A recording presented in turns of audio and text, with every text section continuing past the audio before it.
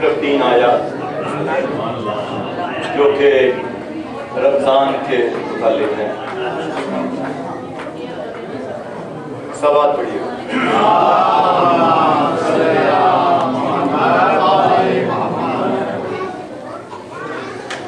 اعوذ باللہ من الشیطان الرجیم.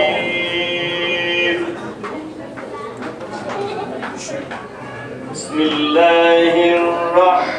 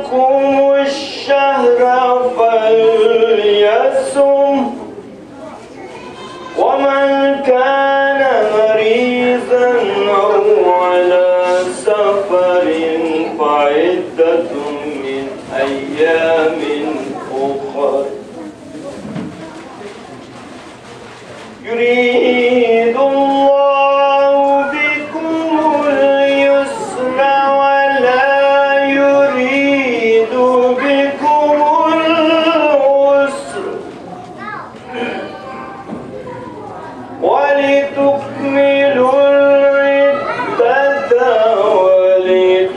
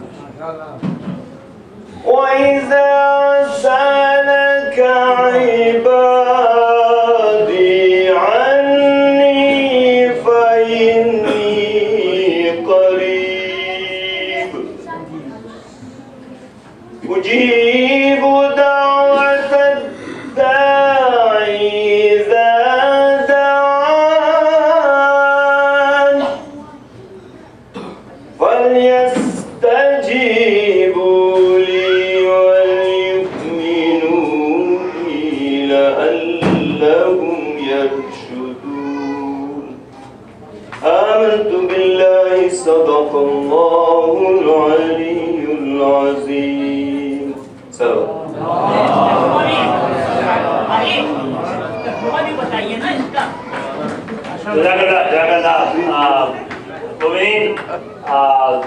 ابھی افطار ہم لوگ کر رہے تھے تو ہمارے برادر سید طاہر رضا رضوی تشریف لائے اور مولانا سے انہوں نے مغالبہ کیا کچھ مومنین کے بارے میں. بتایا کہ بھائی جب آپ جب نماز ٹھیک کرتے ہیں تو ان کو چاہیے کہ تشہد جو ہے اور رکوع اور سجود میں جو ہے خود اپنا کلمات جو ہے بیان کریں. تو مولانا نے ان سے ان کو ہدایت کی جو خود آ کر اس مسائل کو جو ہے بیان کریں تفصیل. طاہر رضا بر حبیب خدا ختم انبیاء صلوات اللہ کعبہ کی اجازت سے اور جسارت کے ساتھ میں صرف 2-3 چیزیں عرض کرنی چاہتا ہوں. یہ طے ہے ایک بات قرآن میں بھی حدیث میں بھی کہ نماز سے بڑھ کر کوئی اہم چیز نہیں, اور یہ حدیث بھی قرآن بھی کہ اگر نماز قبول ہے تو تمام نیکیاں قبول, اور اگر نماز ریجیکٹ ہو گئی رد ہو گئی تو ساری نیکیاں بھی رد ہو گئی ہے, بھوک کے برابر بھی نہیں. لیکن ہم لوگ جتنا معمولی نماز کو سمجھتے ہیں اتنا کسی چیز کو نہیں سمجھتے, جبکہ سب سے زیادہ اہمیت اس کی ہے. مسائل تو بہت سے مگر 2-3 چیزیں جو میرے علم میں ہیں میں صرف انہی کا ذکر کرنا چاہتا ہوں.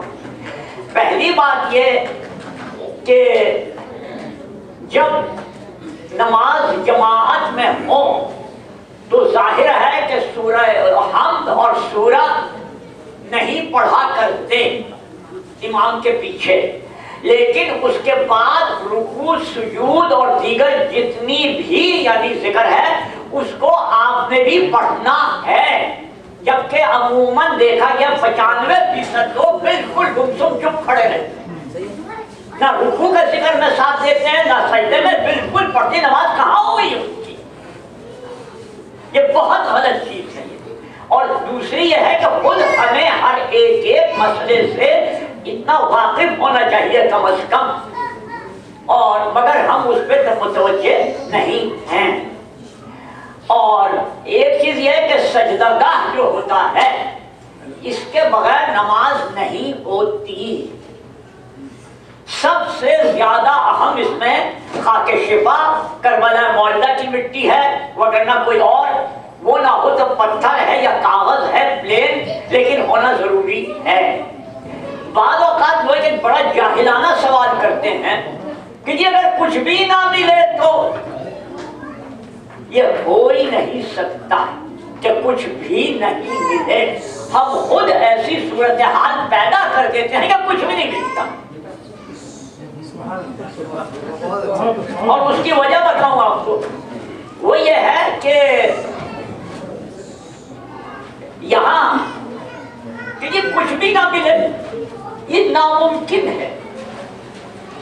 اس لیے کہ مسلمان کی حیثیت سے, مومن کی حیثیت سے پتہ ہے کہ 5 وقت کی نماز واجب ہے اور نماز سے بڑھ کے کوئی کام نہیں ہے. تو دنیا بھر کی چیزیں ہاتھ میں لیے پھرتے ہیں, بیگ اور یہ سب, ایک سجدہ جیب میں نہیں رکھا جا سکتا. پھر کیسے کہتے ہیں اگر کچھ بھی نہ ملے. لہذا یہ چیزیں عقل کے خلاف ہیں. جب اللہ کی عبادت کرنی ہے تو بندے کو عبادت سے بڑھ کر کسی چیز کو نہیں سمجھنا چاہیے, اس کے لیے ہر وقت تیار رہنا چاہیے. لہذا یہ چیزیں بڑی ضروری ہیں. آپ حضرات کو چاہیے کم از کم اس کو سب سے زیادہ اہم سمجھیں. اور دوسری چیز یہ ہے کہ سجدگاہ جو ہے وہ بالکل صاف ہونا چاہیے. عموماً جو کالا کالا جیسا ہو جاتا ہے یا میلا ہو جاتا ہے اس میں نماز باطل ہے. ایک ترکیب یہ ہے کہ ہمیشہ سجدگاہ کو ریگمار سے سینڈ پیپر سے رگڑ لیا جائے اگر ذرا سے اس کے اوپر میلا پن ہو, اور ہمیشہ صاف ہونا چاہیے. نماز کی زیادہ سے پابندی اور کوئی چیز کی نہیں ہے, اور جیسے کہ میں عرض کر چکا ہوں کہ یہ قبول ہے تو ساری عبادتیں قبول ہیں. والسلام علیکم.